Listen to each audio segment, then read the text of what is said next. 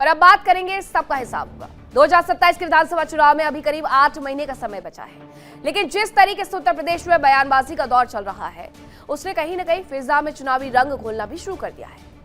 हमेशा की तरह हार्ड हिंदुत्व की लाइन पर चल रहे मुख्यमंत्री योगी आदित्यनाथ विरोधियों पर कड़े प्रहार कर रहे हैं। चुनावी शंखनाद ही उन्होंने करना शुरू कर दिया है। राजधानी लखनऊ में आयोजित 9 दिवसीय श्री राम कथा महोत्सव के समापन कार्यक्रम में हिस्सा लेते हुए रामायण और महाभारत के पात्रों का उल्लेख करते हुए विरोधियों पर मुख्यमंत्री ने करारा प्रहार किया। उन्होंने समाज को नकारात्मक ताकतों के खिलाफ एकजुट होने का संदेश दिया। दूसरी तरफ उत्तर प्रदेश की सियासत के सबसे चर्चित चाचा भतीजा यानी शिवपाल यादव और अखिलेश यादव की जोड़ी पर करारा हमला बोला है। दरअसल लखनऊ में आयोजित राम कथा के मंच से मुख्यमंत्री योगी आदित्यनाथ ने राष्ट्रवाद और निष्ठा की एक नई लकीर खींच दी है और इस लकीर ने विपक्ष के खेमे में खलबली मचा दी है। राम कथा के पावन मंच से मुख्यमंत्री योगी ने 2 टूक कह दिया है कि हिंदुस्तान किसी ऐरे गहरे के लिए धर्मशाला नहीं है। यह संदेश उन लोगों के लिए सीधा और सपाट है जो इस माटी का अन्न तो खाते हैं, लेकिन उनकी आस्था, उनकी निष्ठा किसी और के लिए धड़कती है। सीधे तौर पर तुष्टीकरण की राजनीति करने वालों पर यह वैचारिक प्रहार उनकी तरफ से किया गया है, जिससे आने वाले चुनावों का एजेंडा भी सेट कर दिया गया है। योगी कथा पर विरोधियों की व्यथा क्या है, लेकिन योगी कथा में आखिरकार कहां क्या गया है वो भी जरा जान लीजिए। कहा यह गया कि लैंड जिहाद पर सीएम ने 2 टूक चेतावनी दी। इशारों में भू माफिया और कब्जाधारियों को सख्त संदेश भी दे दिया। अवैध कब्जाधारियों की तुलना खर दूषण और सुबाहू से करती है। लैंड जिहाद का अवैध धंधा उत्तर प्रदेश में नहीं चलेगा, ये योगी ने 2 टूक कह दिया है। उन्होंने कहा कि राम के आदर्शों पर चलकर नकारात्मक शक्तियों को हम नष्ट करेंगे। और बात सिर्फ धर्मशाला तक नहीं रुकी है।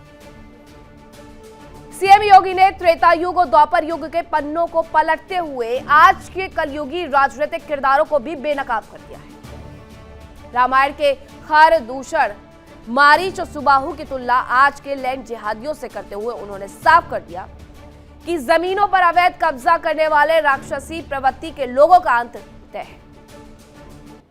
और इतना ही नहीं, महाभारत के शकुनी और दुर्योधन का जिक्र उन्होंने विपक्ष के चाचा मामा वाले कुनबे पर करके तीखा तंज कसा और सीधे तौर पर परिवारवाद की राजनीति की बखियां उधेड़ करके उन्होंने रख दी है। महाभारत के पात्रों के माध्यम से उन्होंने ये परिवारवाद पर कड़ा प्रहार किया।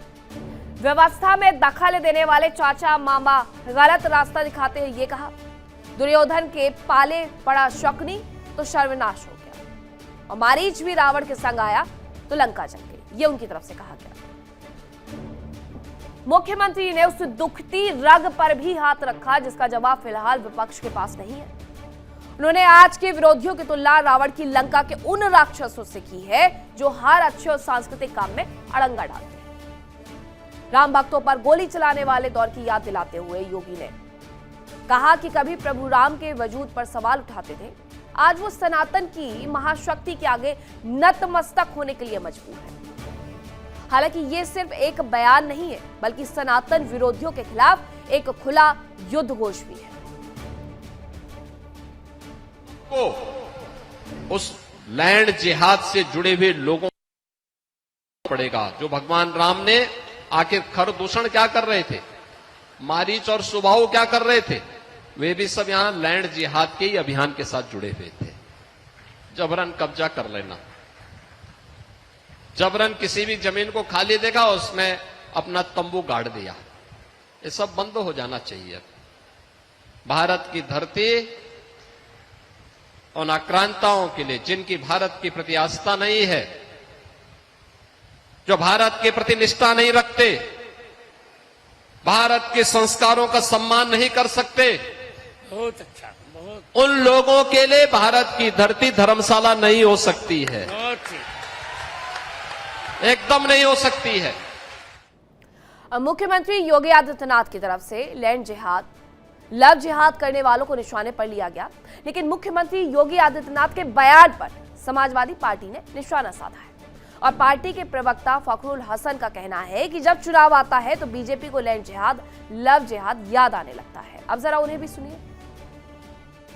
देखिए, आदरणीय अखिलेश यादव जी ने जिस बात को कहा कि सनातन धर्म वो आपसी भाईचारा, प्यार और मोहब्बत सिखाता है, वो बात बिल्कुल सही है। लेकिन शायद भारतीय जनता पार्टी इस बात को नहीं समझती, और जिस तरह से लैंड को लेके आदरणीय अखिलेश यादव जी ने सवाल उठाए हैं, वो सवाल कहीं ना कहीं जनता के सामने भी है। सबसे बड़ा सवाल ये है कि जब भी चुनाव नज़दीक आता है, भारतीय जनता पार्टी का चश्मा वो धार्मिक हो जाता है। लव जिहाद, लैंड जिहाद, हिंदू मुसलमान, मंदिर मस्जिद, इन मुद्दों के इर्द गिर्द ही भारतीय जनता पार्टी की पूरी राजनीति रहती है। समाजवादी पार्टी भारतीय जनता पार्टी को मुद्दों से भागने नहीं देगी। बेरोजगारी पे, किसान पे, मजदूर पे 18,000 प्राथमिक विद्यालय कैसे बंद हो गए, पिछड़ों को, दलितों को उनका हक, अधिकार, आरक्षण का हक क्यों नहीं मिल रहा है, इन मुद्दों पे समाजवादी पार्टी, भारतीय जनता पार्टी सवाल पूछती रहेगी। मुख्यमंत्री योगी आदित्यनाथ की तरफ से रामकथा के मंच से एक बयान दिया गया, लेकिन ये बयान राजनीतिक गलियारों में जरूर सुर्खियां बटोरते हुए नजर आ रहा है। लोग बटे बटे भी नजर आ रहे हैं। इसी पर करेंगे चर्चा की शुरुआत। कौन कौन से मेहमान मेरे साथ जुड़ेंगे आपका परिचय करवाऊंगी, लेकिन उसके पहले एक रिपोर्ट देखिए।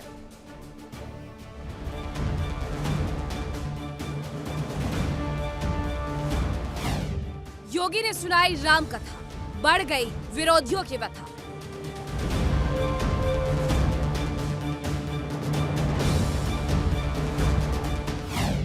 खर, दूषण, मारीच के नाम, सीएम योगी का सख्त पैगाम।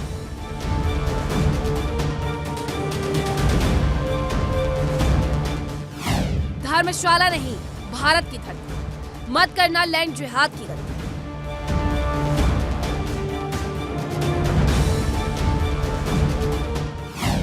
नहीं चलेगा एजेंडा प्रेम कहानी, मुश्किल होगी अगर बात नहीं मानी।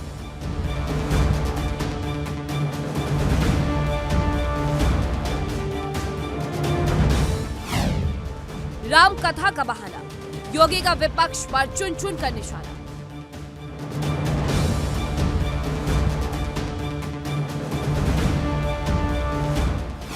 दो 2027 की चुनावी लड़ाई राम भक्ति और रामद्रोह पर आई। अब चर्चा की शुरुआत करें, लेकिन उसके पहले सबसे बड़ा सवाल यह है कि क्या रामकथा के मंच से मुख्यमंत्री ने तुष्टीकरण और परिवारवाद पर प्रहार करके 2027 के विधानसभा चुनावों का शंखनाद कर दिया है। इसी पर करेंगे चर्चा की शुरुआत। कौन कौन से मेहमान मेरे साथ जुड़ रहे हैं आपका परिचय करवाती हूँ। रत्नाकर सिंह, प्रवक्ता है बीजेपी से, डॉक्टर पूजा मिश्रा, प्रवक्ता समाजवादी पार्टी, आलोक पांडे, राजनीतिक विश्लेषक है, डॉक्टर एच.एस. रावत, हिंदू धर्मगुरु, और मौलाना नाजिम अशरफी, मुस्लिम स्कॉलर है। सबसे पहले बीजेपी से ही मेरा ये सवाल है, रत्नाकर जी, किससे कंपैरिजन किया जा रहा था, और क्या ये चुनावों की तैयारी है कि रामकथा के मंच से सुबाहु, मारीच, खर, दूषण इनका जिक्र किया गया? देखिए मीनाक्षी जी, रामायण जो है भी आज भी हमारे लिए बहुत प्रासंगिक है, और प्रभु राम को हम अपना आदर्श मानते हैं। उनके आदर्शों को अपने जीवन में आत्मसात करने की कोशिश करते हैं। उन्होंने जिन राक्षसों के साथ लड़ाई किया अपने जीवन में, और सत्य के साथ हमेशा अडिग रहे और राक्षसों का नरसंहार किया, निश्चित रूप से कलयुग में भी आज राक्षसों की प्रवृत्ति वाले बहुत सारे लोग भरे पड़े, और वो सत्य को हमेशा से परेशान करने की कोशिश करते हैं। लेकिन सत्य परेशान हो सकता है, पराजित नहीं हो सकता है। निश्चित रूप से आपने देखा है कि जिस तरह से हमारे देश में बहुत सारे लोगों ने सरकारी संपत्तियों पे, जमीनों पे कब्जा करके रखा है, उसको हटाने की बिल्कुल जरूरत है। उसके लिए भारतीय जनता पार्टी की जब सरकार आई तो उसने वक्फ संशोधन बिल के माध्यम से जितने भी लैंड जिहादी थे, सरकारी संपत्तियों पे जिन्होंने धर्म के नाम पे अपने कब्रिस्तान, मस्जिद और मदरसों को खोल रखा था, उन सारों को, अवैध कब्जों को हटाने के लिए हमने वक्फ संशोधन बिल लेकर आए, और वह कार्य उन अवैध संपत्तियों को, सरकारी संपत्तियों को कब्जा मुक्त कराने का काम जो है आज भी किया जा रहा है। तो लैंड जिहाद जहां जहां पे भी है हुआ है, उसको खत्म करने की जो है के लिए कृत संकल्प है भारतीय जनता पार्टी। अभी हमारी सरकार बनी है पश्चिम बंगाल में भी, आप देख लीजिए। समाजवादी पार्टी के प्रवक्ता का बयान आपने सुना होगा। उनका कहना है कि जैसे जैसे चुनाव नजदीक आता है, वैसे वैसे बीजेपी को लैंड जिहाद और लव जिहाद नजर आने लगता है। मीनाक्षी जी देखिए, विकास के अगर मैं पैमाने गिनाने लगूंगा अभी तो 10 मिनट आपको देने पड़ेंगे कि क्या क्या विकास के कार्य हमने उत्तर प्रदेश में किए हैं, और जो 2017 में जो सरकार है उसके पहले आई थी उस समय का माहौल और विकास और व्यवस्था किस तरह की थी, और आज का माहौल विकास और व्यवस्था किस तरह की है। 10 मिनट आपको देने पड़ेंगे। सारी उपलब्धियों को मैं गिना सकता हूं उंगलियों पे, लेकिन बात यह है कि ये उपलब्धियां, ये विकास और व्यवस्था ये समाजवादी पार्टी लोगों को नहीं दिखती है, क्योंकि इनका चश्मा है जो वो दूसरे नजरिए का है। इनका चश्मा है वह ध्रुवीकरण का चश्मा है। इनका चश्मा जो है वो लव जिहादियों को समर्थन करने का है, वो जो है लैंड जिहादियों को समर्थन करने का है। अभी देखिए, मैं आपको बता दूं, गाजीपुर जिले में वहां के जो समाजवादी पार्टी के सांसद हैं अफजाल अंसारी, वो जो बिंद जो हत्यारा था, जो इनामी था, जिसने मर्डर किया था, जो कटरा गैंग का सदस्य था, उसको जब पुलिस इनकाउंटर में मारती है तो इनके सांसद उसके घर वालों के पास जाते हैं और सिंपैथी अपनी दिखाते हैं। तो इन माफियाओं के साथ कौन खड़ा है, कौन उनको सिंपैथी दे रहा है और प्रशासन को कोसने का काम कर रहा है, सरकार को कोसने का काम कर रहा है। प्रदेश की जनता पूरी तरह से देखती है और जानती है और समझती है कि आज जो है वह सत्य के साथ, धर्म के साथ कौन खड़ा है और असत्य और धर्मी कौन बना हुआ है, कौन रावण की प्रवृत्ति वाले कौन कौन कहां पे जो है माता सीता का अपहरण करने वाले प्रवृत्ति वाले कहां पे छुपे हैं। लेकिन हम किसी को छोड़ेंगे नहीं। हमने पहले भी इनको सबक सिखाया है और आने वाले समय में भी सबक सिखाएंगे। जी ठीक है। डॉक्टर पूजा मिश्रा जी, आपने तमाम बातें सुन ली कि ध्रुवीकरण और लव जिहाद का समर्थन करते हैं आपकी पार्टी। आप कह रही है कि जब चुनाव आते हैं तब जाकर के बीजेपी को याद आता है लैंड जिहाद और लव जिहाद चल रहा है प्रदेश में। मीनाक्षी जी आपको नमस्कार और साथी प्रवक्ताओं को भी नमस्कार। ये भाजपा लोगों ने भगवान श्री राम जी से कुछ सीखा नहीं है, पर बड़े बड़े नाम बड़े अच्छे याद कर रखे हुए हैं। देश के प्रधानमंत्री सदन में कहते हैं कि रामायण के बाद में ऐसी हंसी जो है पहली बार सुना, साथ ही महिला सांसद को संबोधन करते हुए कहते हैं ये। और अभी जो है इन्होंने कहा कि माता सीता माननीय राष्ट्रीय अध्यक्ष श्री अखिलेश यादव जी की बेटी है और उसका कैरेक्टर असैसिनेशन भाजपा के लोग जो है कल से लगातार कर रहे हैं। अब ये समझ में नहीं आता कि कहाँ से ये जो है। मैंने इंटरव्यू नहीं किया था, मैं इंटरव्यू नहीं किया था, मैंने इंटरव्यू नहीं किया था, दिखा दीजिए। मैंने इंटरव्यू नहीं किया था। नहीं बोल सकती, किसी के चरित्र पे आप चिल्लाइए, आरोप नहीं लगा सकती हैं। हमारे बहुत सारे कार्यकर्ताओं ने लिखा है कि किसी बहन बेटी के ऊपर इस तरह से सोशल मीडिया के माध्यम से क्या साथ को आंच नहीं।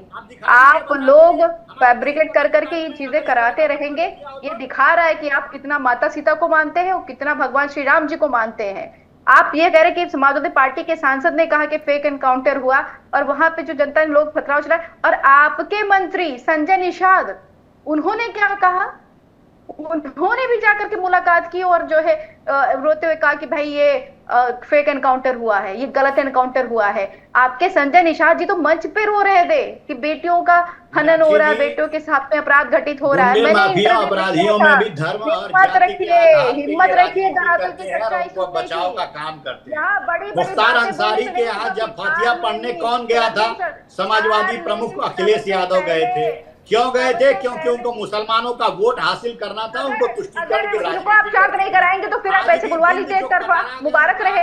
अगर जो है यही करना है डिबेट में करवा लीजिए। मैंने बिल्कुल इनके बीच में नहीं बोला और ये लगातार बोल रहे हैं। इसी को कहते हैं राक्षस प्रवृत्ति।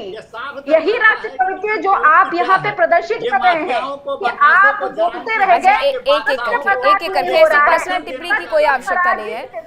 डॉक्टर पूजा मिश्रा और आप भी सर रत्नाकर जी, प्लीज एक एक करके आप अपनी बातें रख लीजिए।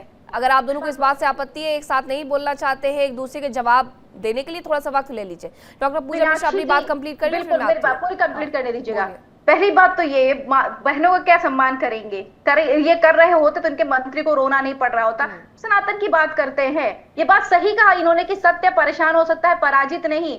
अब मुक्तेश्वरानंद सरस्वती जी के ऊपर में इन्होंने क्या क्या आरक्षण नहीं लगाए, लेकिन अब जाकर के निकल के आ रहा है कि नहीं प्रभाव पड़ा हुआ था। अब जो है लांछन गलत लगाए गए हुए थे, पटुकों की शिखा खींची गई, उनको बूटों से मारा गया साधुओं को, और यहाँ पे बैठ के कालने में खर दूसरे बातें कर। सबसे बड़े कालने में तो भाजपा में ही बैठे हुए सारे के सारे, जिनके ऊपर जितने चार्जेस लगाए गए, गंभीर आरोप लगाए गए, वो सारे इनकी पार्टी में आ रखे हुए हैं। चलिए ठीक है, मैं जवाब ले लेती हूँ क्योंकि ये बयान सिर्फ राम कथा के मंच से नहीं था, बल्कि आप जैसे जिक्र कर रही हैं तो वो जगतगुरु रामभद्राचार्य जी के मंच से भी था।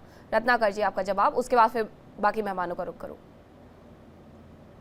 देखिए, मैं यही मीनाक्षी जी कह रहा था कि ये जो आरोप लगा रही थी फेक इनकाउंटर, अब बताइए, मुख्तार अंसारी जैसे सजा याफ्ता जो अपराधी, अगर वो मर जाता है तो उसके घर पे फातिया पढ़ने के लिए भी अखिलेश यादव को जाना पड़ता है। क्यों जाना पड़ता है भाई? आप अच्छे लोगों के यहाँ जाइए जो समाज को बढ़ाने का, समाज को आगे करने का काम करते हैं। बुद्धिजीवियों के यहाँ जाइए, माफियाओं के यहाँ जाकर आप क्या दर्शाना चाहते हैं, और वो भी एक मुसलमान के यहाँ पे, क्योंकि आपको उनका वोट हासिल करना है। और देखिए, ये वही समाजवादी पार्टी है जो गुंडे बदमाशों में भी जाति धर्म देखने का काम करती है। मैं मंगेश यादव की याद दिला देता हूं।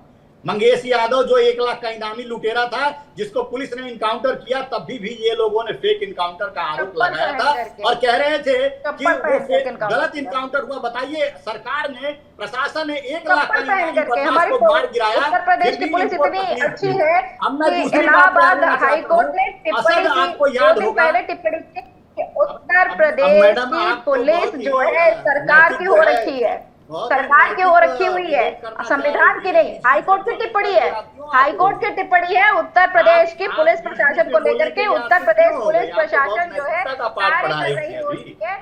जरा सुन लीजिए। और मैं आपका कच्चा चिट्ठा और खोल रहा हूँ।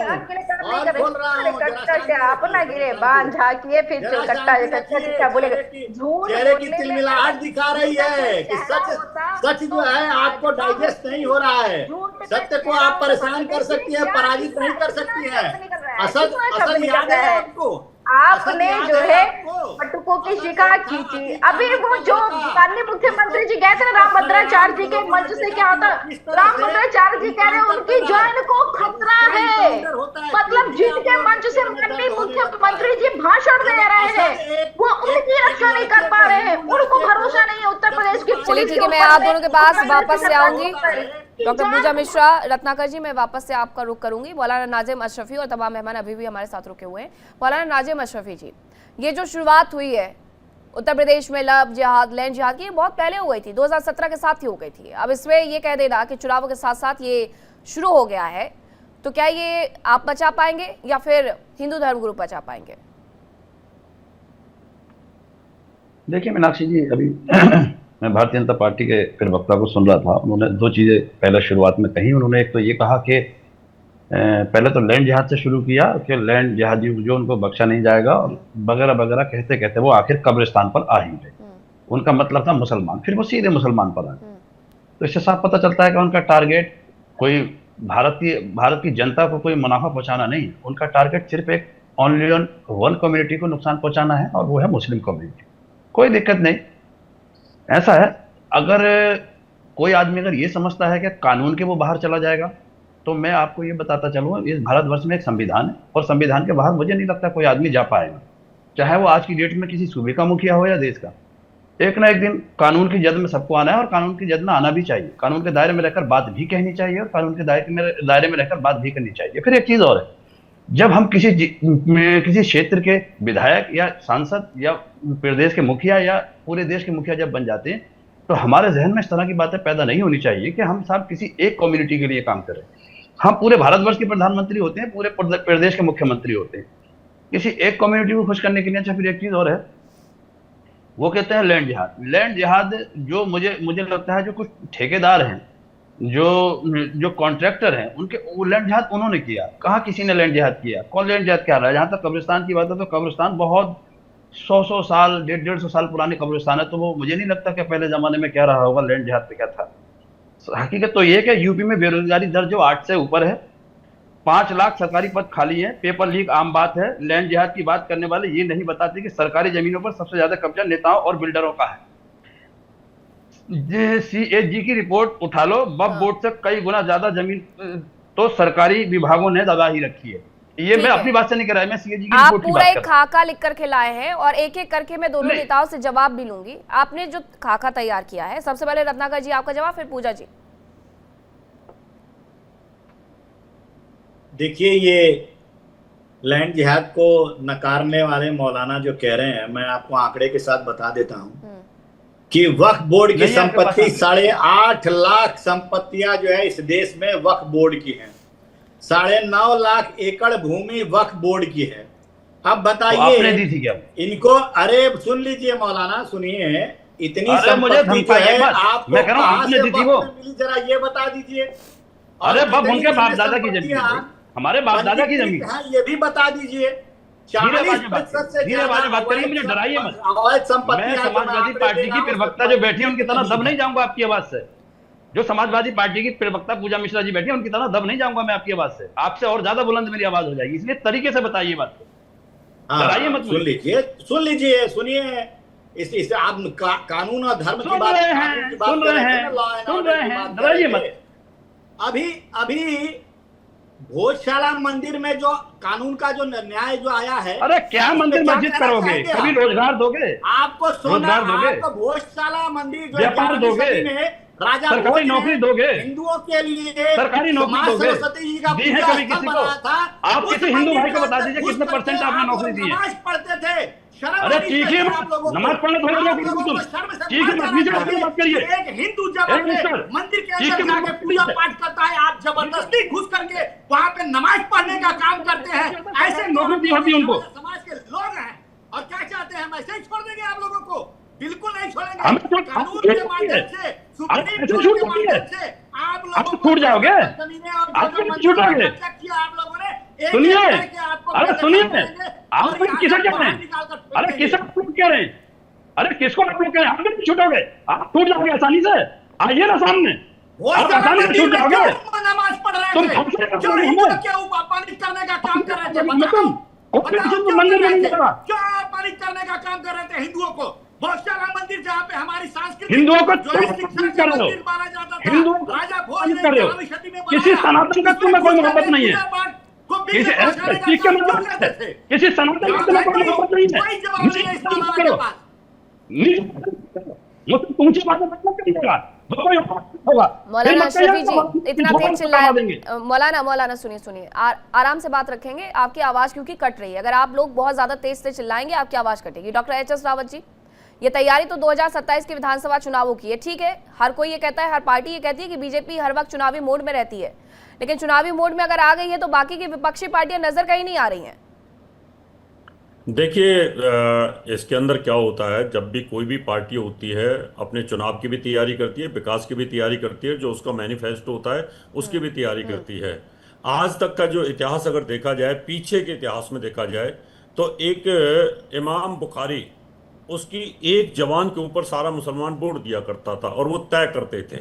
सारे नेता, बड़े बड़े प्रधानमंत्री भी, विश्वनाथ प्रताप सिंह जैसे लोग जाकर के उनके चरण वंदन करते थे। एक जमाना वो भी था और वो जमाने के अंदर कोई कुछ कर नहीं सकता था। अब भारतीय जनता पार्टी आई है, भारतीय जनता पार्टी ने भी अपने मैनिफेस्टो लिए हैं और भारतीय जनता पार्टी अपने तरीके से चुनाव प्रचार भी करती है और चुनाव की तैयारी करती है। जब आप राजनीति कर रहे हो तो उसमें दिक्कत क्या है? आपको उसमें तकलीफ होनी नहीं चाहिए। फिर तो आप उन मुद्दों को उठाओगे जिन मुद्दों में पिछली सरकारों ने कहीं ना कहीं हिंदुओं के साथ नुकसान किया है।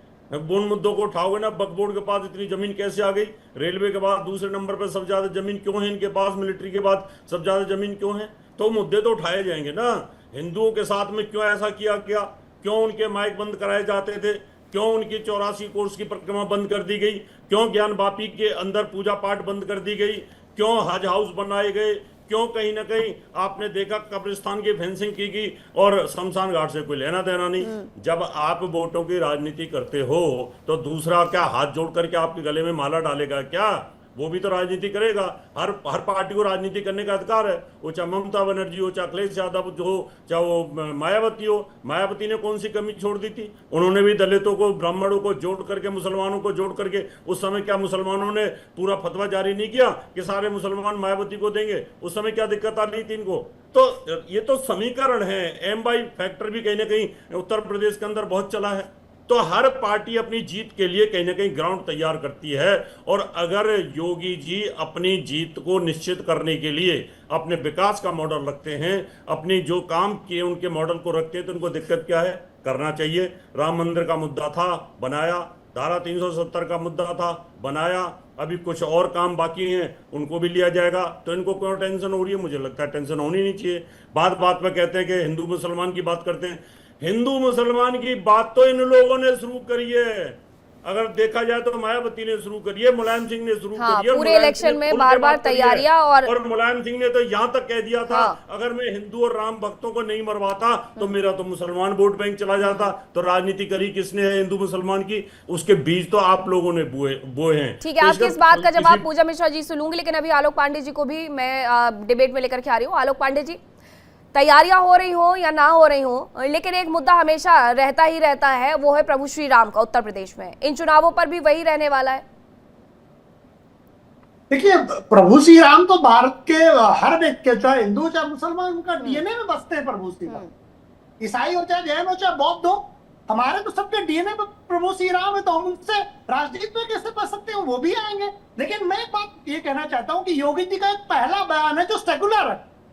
इस बयान में तो उन्होंने कभी कुछ कहा ही नहीं। इस बयान में तो उन्होंने उदाहरण हिंदुओं के दिए। खरदूसर तो मुसलमान नहीं है, शकुनी तो मुसलमान नहीं है। अब अगर योगी जी हिंदुओं का उदाहरण भी दें तो भी तकलीफ है कि अब हिंदू मुसलमान कर रहे हैं। बताइए, आज के बयान में योगी आदित्यनाथ जी ने किस मुसलमान का उदाहरण दिया? उन्होंने तो हिंदुओं का ही उदाहरण दिया है। अब अगर योगी जी हिंदुओं को उदाहरण दें तो भी बड़ी समस्या है कि बीजेपी हिंदू मुसलमान कर रही है। कहां से कर रही है हिंदू मुसलमान? उन्होंने खरदूसर कहा, उन्होंने शकुनी कहा। अब तो विपक्ष को यह लगता है कि भारतीय योगी जी अगर मुंह खोलेंगे तो उनके बयान को एक बार में हिंदू मुसलमान कर दो। भाई, लखनऊ से एक धार्मिक मंच पर गए योगी जी और उन्होंने बात उदाहरण दिया, वो हिंदुओं का था। तो मेरा सबसे प्रश्न है कि ये जरूर बताएं कि अगर योगी जी हिंदुओं का उदाहरण ले रहे हैं तो हिंदू मुसलमान कैसे हो गया? एग्जाम्पल तो हिंदुओं का है। तो मुझे लगता है कि विपक्ष को सबसे अच्छा ये लगता है कि योगी आदित्यनाथ जी के बयान को, वो चाहे हिंदुओं का ही एग्जाम्पल क्यों न लें, वो बयान देते हैं तो हिंदू मुसलमान किया जाए, जिससे कि मुसलमानों को डराया जाए। इस समय बताइए, पूरे भारत में 21 राज्यों में भारतीय जनता पार्टी की सरकार है, किस मुसलमान के साथ गलत हो रहा है? अब आपने अगर रोड में मस्जिद बना ली है, कब्जा कर लिया है, जमीन हथिया ली है, तो वो तो विधि का शासन है ना भाई। सभी भाई, मौलवी साहब एक बात कह रहे थे, मौलाना साहब, कि भाई संविधान है, तो संविधान के अनुसार ही तो जमीनें छुड़ाई जा रही है। अब अगर जमीनें संविधान के अनुसार छुड़ाई जाए तो ये कहेगा हमारा कहाँ संविधान के अनुसार? अरे सर, संविधान आप न्यायालय गए थे ना, न्यायालय में क्या हुआ? सर्वोच्च न्यायालय ने मना किया तो मान तो लिया को लेके। उसमें कोई उपद्रव हुआ क्या? न्यायालय गए थे, मान तो लिया सर, आंखों पर रखा फैसले। फिर क्यों कहा जाता है कि मस्जिद शहीद करती गई, हमारी मस्जिद शहीद करती गई? मैंने कहा मस्जिद शहीद कर दी गई? आपने जब इस्लाम की बात को माना ही नहीं। मैंने कहा मस्जिद शहीद कर दी गई? अरे आपने नहीं कहा, लेकिन बहुत सारे नेताओं ने कहा। असदुद्दीन ओवैसी ने भी यही कहा कि कयामत तक वहां पर मस्जिद थी और वहां पर मस्जिद रहेगी। अगर वो कह रहे तो क्या दिक्कत है? वो बोलिए, फैक्ट जो कही गई बात है उसको बोलिए। अरे मैं फैक्ट ही बोलता हूँ, मैं इधर उधर बात नहीं करता। इस देश की जो मुस्लिम कम्युनिटी है वो बार बार योगी जी के सेकुलर बयान को, ये बयान तो आज का सेकुलर है, तो हिंदू मुसलमान मुसलमानों को क्या लेना देना? योगी जी का जो आज का बयान, इसे मुसलमानों से क्या लेना देना? खरदूसर हमारे, हमारे अच्छे थे, पूरे थे, वो सब हमारे हैं। ठीक है, पूजा जी भी कुछ कह रही थी, पूजा जी को भी लाइए। को उदाहरण ले तब तो ठीक है। पूजा जी आप रिएक्ट करना चाह रही थी? ठीक है आलोक जी, पूजा जी कुछ सवालों के जवाब देना चाहती है, बोलिए। जी बिल्कुल, राजनीतिक विश्लेषक से मैं एग्री करती हूँ। पहली बात तो ये, आलोक जी मेरा जाकर के शुरुआत से सुन लीजिएगा, मैंने नहीं कहा कि पोलराइजेशन कर रहे थे माननीय मुख्यमंत्री जी। मैंने कहा कि जिस मंच से उन्होंने भाषण दिया, उस मंच पे जो बैठा हुआ व्यक्ति है, जो खुद को जगत गुरु कहते हैं, स्वगत जगत गुरु, वो कह रहे हैं मैं सेफ नहीं हूँ, मेरी हत्या हो सकती है, मेरी गद्दी छीन सकती है, जिसके मंच से माननीय मुख्यमंत्री जी भाषण दे रहे हैं। और फिर मैंने आपने सही कहा, खरदूषण भी जो कह रहे हैं ना, ये कह रहे हैं अमनमणि त्रिपाठी जी के लिए, जो कि विधायक है भाजपा के, इनके ऊपर में आरोप है 22 एकड़ जमीन इन्होंने कब्जाई हुई है। दिनेश सूर्या है, भाजपा के नेता है, इनके ऊपर एफआईआर दर्ज है कि इन्होंने जमीन कब्जाई हुई है। नोएडा के बीजेपी के विधायक जो है, एफआईआर दर्ज की गई, उसमें नाम आया हुआ है, उन्होंने जो है ये सारे खरदूषण हो गए हुए। मुन्ना शुक्ला हो गए कानपुर के देहात के, वो जो आर्मी से जो रिक्वायर की उसको जो है करता हुआ है। मैं तो समझता कर रही हूँ आपकी बातों का, ये बात सही है। माननीय मुख्यमंत्री जी जो है, ये जो विनीत सिंह कहाँ जाए, दो विनीत सिंह चले जाइए, यहाँ पे मिर्जापुर के एमएलसी है और उन्होंने जो है पंचायत की जमीन कब्जा कर रखी हुई है। और माननीय मुख्यमंत्री जी गलत बुलडोजर चला करके हर जाने तो दे देंगे 10-10 लाख रुपए, लेकिन ये जो सही काम करने हैं वो नहीं करेंगे। कभी कभी तो ऐसा लगता है कि कहीं काम में हमारे माननीय मुख्यमंत्री जी को नहीं, कि ऐसा तो नहीं कि वही है कि उन्होंने भगवा तो आप सोचिए कि समाजवादी पार्टी के शासनकाल में आप FIR को उम्मीद नहीं कर सकते थे किसी विधायक केस में। हम तो आपकी बात को कोट कर रहे हैं। आपको पीड़ा क्यों हो रही है? आपको पीड़ा क्यों हो रही है? समाजवादी पार्टी FIR करा रही हो, वहाँ पे FIR हो रही हो, लोगों के ऊपर में कार्रवाई नहीं हो रही, आपको कष्ट क्यों हो रहा है? हम तो यही कह रहे हैं कि हमारे उत्तर प्रदेश के माननीय मुख्यमंत्री जी खरदूषण को पाल रहे हैं, शकुनी को पाल रहे हैं। माननीय मुख्यमंत्री जी स्वयं भगवा पहनते हैं, खुद को संत कहते हैं, जाति बताते हैं, अपने ऊपर लगे हुए मुकदमे, जमीन कब्जाने के मुकदमे तो उनके ऊपर लगे हुए थे। महिला ने नहीं, उसके बाद मुकदमा नहीं हुआ, आप ही कह रहे हैं कि मुकदमा हुआ है। रत्नाकर जी, क्या बीजेपी में पार्टी देखने के बाद फैसले लिए जा रहे हैं, ऐसा कह रही हैं पूजा जी? अगर आपके नेता है तो कार्रवाई नहीं होगी, समाजवादी पार्टी के नेता है तो आप उनका नाम लेंगे, ऐसा है? मैं ये नहीं कह रही हूँ कि जो है किसके नेता है, किसके नेता है, ये तो पूछे ना कि तमाम ऐसे उदाहरण मिले। चलिए ठीक है, आप जवाब ले लीजिए, वो समझ गए होंगे आपकी बात को। दिनेश शर्मा जी हो गए, बीजेपी के नोएडा के विधायक हो गए, मुन्ना शुक्ला हो गए हैं, ये सारे लोग कौन है? सबके ऊपर में FIR दर्ज है, ऐसा नहीं कि FIR में नाम नहीं है इनके, ये बकायदा FIR दर्ज है। और विनीत सिंह ने तो पंचायत की ठीक है पूजा जी, मुझे लगता है वो आपका सवाल समझ गए, अब जवाब सुनिए आप, बोलिए रत्नाकर जी। देखिए, ये जो व्यक्ति विशेष लोगों का नाम ले रही हैं, उन व्यक्ति विशेषों के यहाँ पे बैठ करके चैनल पे उनके ऊपर आरोप लगा रही हैं, लेकिन सत्यता क्या है वो जांच के बाद ही पता चलती है। और मैं कहना चाहूंगा हमारी बहन को बैठ करके हम अच्छा सुन लीजिए, जांच कौन करेगा?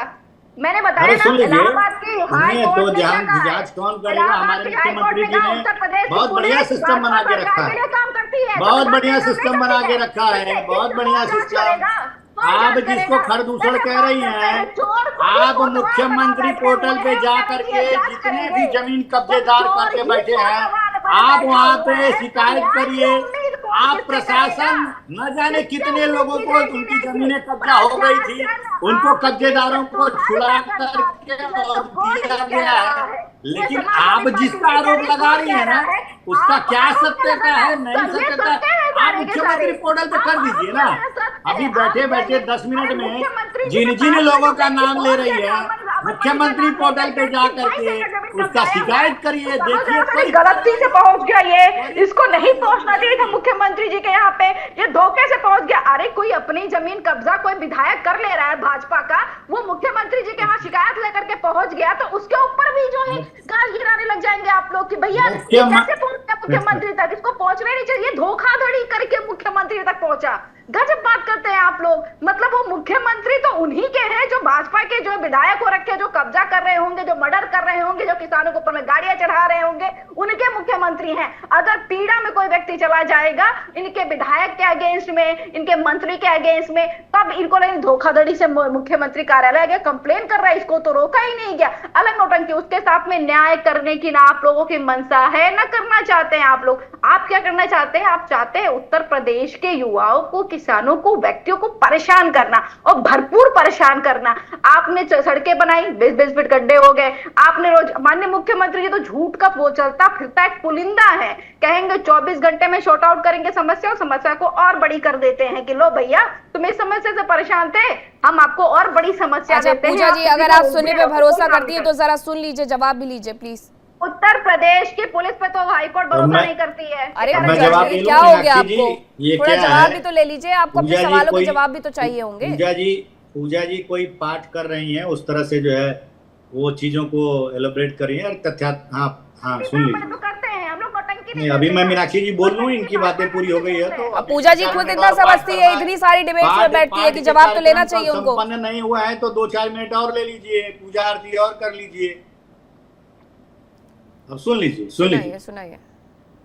मीनाक्षी जी देखिए, हमारे ऊपर आरोप लगाने का काम कर रही हैं। मैं बिल्कुल स्पष्ट रूप से कहना चाहता हूं कि मुख्यमंत्री जी ने जो है माननीय योगी आदित्यनाथ जी ने पूजा जी रुकिए, पूजा जी ये तरीका नहीं है सही। आप फिर ये गलत आरोप लगा रही है कि आपको बात करने नहीं दी जा रही है। अरे आप जवाब भी तो लीजिए मैडम, इतने सारे आपने आरोप लगाए हैं, आपको जवाब नहीं चाहिए? जवाब भी तो चाहिए होंगे ना आपको। बहुत माकूल जवाब है और आंकड़ों के साथ जवाब, बहुत माकूल और आंकड़ों के साथ जवाब है। ये मैं कोई पाठ नहीं कर रहा हूं, ये मैं तथ्यात्मक आंकड़े दे रहा हूं। मीनाक्षी जी देखिए, यही उत्तर प्रदेश था जो 2017 से पहले समाजवादियों का जब शासन था तो 1 डिस्ट्रिक्ट 1 माफिया के कॉन्सेप्ट पे चलता था। हर एक डिस्ट्रिक्ट में एक माफिया होता था, चाहे वह इलाहाबाद का अतीक अहमद हो, चाहे गाजीपुर का मुख्तार अंसारी हो, चाहे अन्य राज्यों के रहे। और पैरेलल सरकार इनकी चला करती थी, पैरेलल सरकारें चला करती थी। बहन बेटियों को शाम ढलने के बाद निकलने में तकलीफ हुआ करती थी और उस समय उत्तर प्रदेश अपराध के मामले में अव्वल हुआ करता था।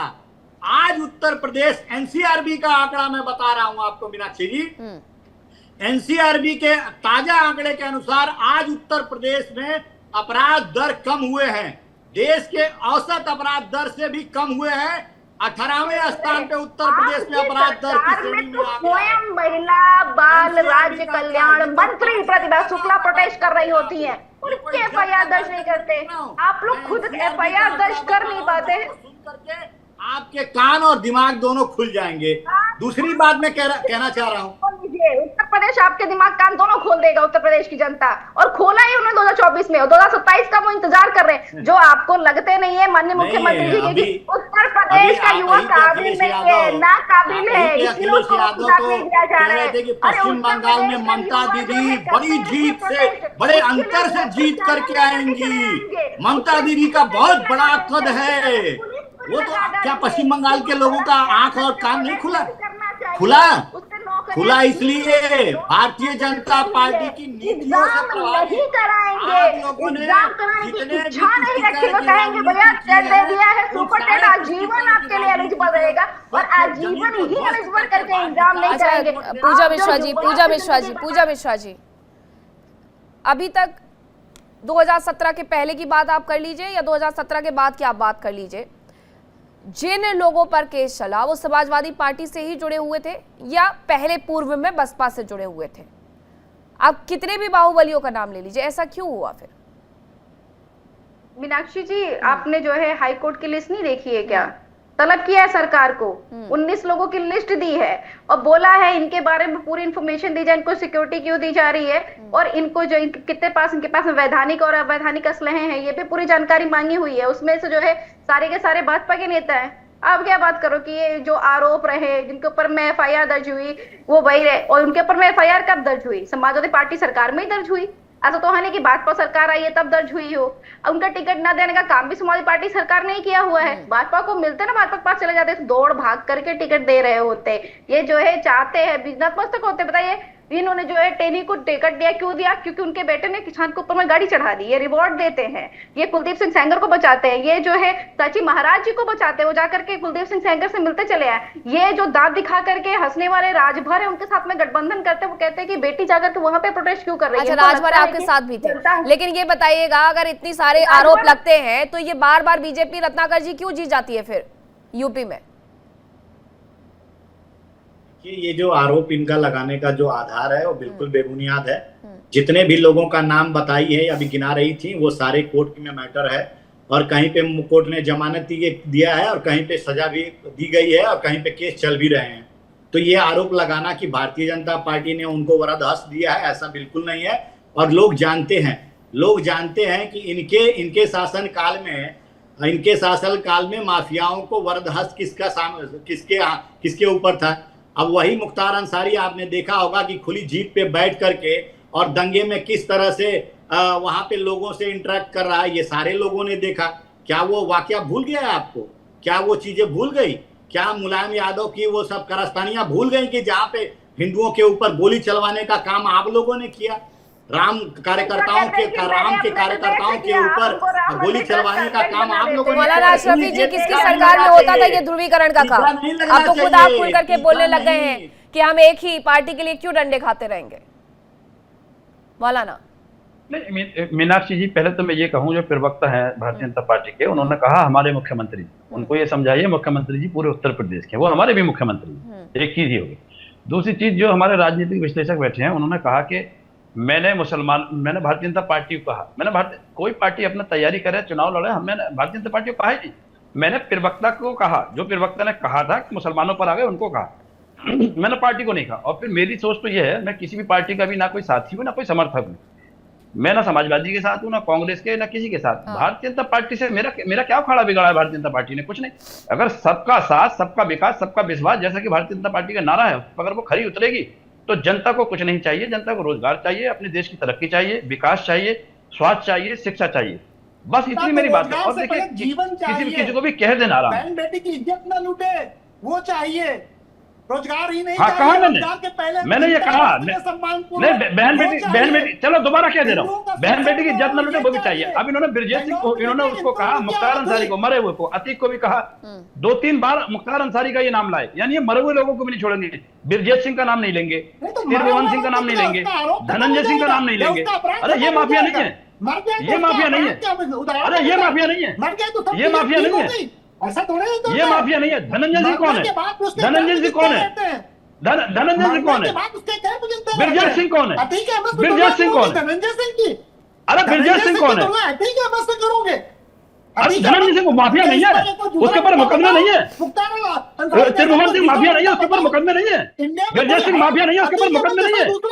फिर हो गई ना बड़ी बड़ी बात, फिर ये हिंदू मुसलमान तक की बात कर रहे हैं ना, विश्लेषक है ही नहीं। मैं आपका राजनीतिक विश्लेषक मानता ही नहीं, को बात करके मानता ही नहीं आपका राजनीतिक विश्लेषक। आप राजनीति के बारे में कुछ जानते नहीं। पुलिस वालों को पुलिस वालों को बंद कर लेता था, बंधक बना लेता था। और मुलायम सिंह यादव उसके कौन से मंदिर के पुजारी, कौन से मस्जिद के इमाम है ये लोग? राजनीतिक विश्लेषक ही नहीं है, आप राजनीति को पढ़ नहीं।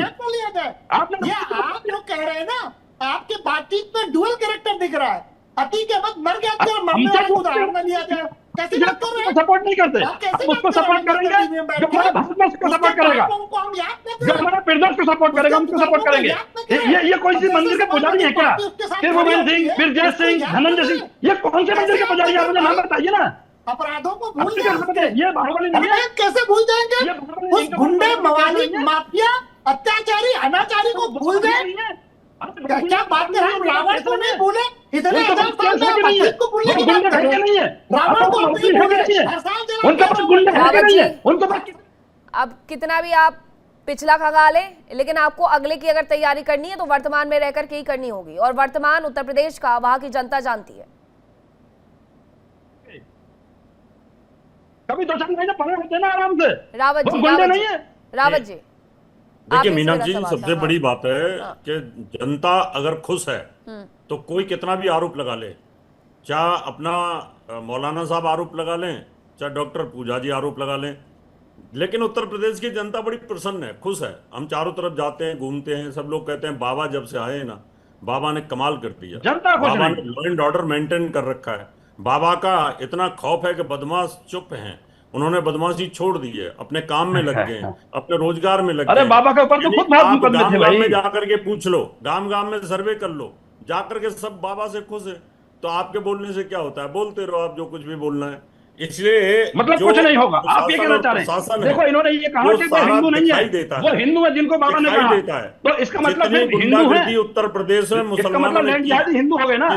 उन्होंने भी आपके राजनीतिक विश्लेषक ने कहा कि अब इनको तकलीफ क्यों हो रही है? उत्तर प्रदेश के अंदर जितनी गुंडागिर्दी मुसलमानों के द्वारा की जाती थी उसको रोका गया है और लोग खुश हैं। आप देखें मेवात के अंदर पूरे उत्तर प्रदेश से ट्रैक्टरों की चोरियां होती थी, पूरे उत्तर प्रदेश की कारों की चोरी मेवात में जाके मिलती थी और फिर फरोतियां होती थी। भैया बुरा हाल था उत्तर प्रदेश में, वहां किडनैपिंग होती थी, गौ तस्करी की तो बात छोड़िए, जितने भी पाप काम होते थे सारे मुसलमानों के लड़के करते थे। आज सारे बिलों में छिपे हुए। आप सभी को मैं यहीं पर रोक रही हूँ। अपना कीमती वक्त देने के लिए बहुत धन्यवाद। देखिए इंडिया डेली 24/7 अब आपकी स्मार्ट टीवी पर। इंडिया डेली मौजूद है सभी डिजिटल प्लेटफॉर्म पर लाइव और लगातार। इंडिया डेली 24/7 हर दिन राष्ट्र को समर्पित।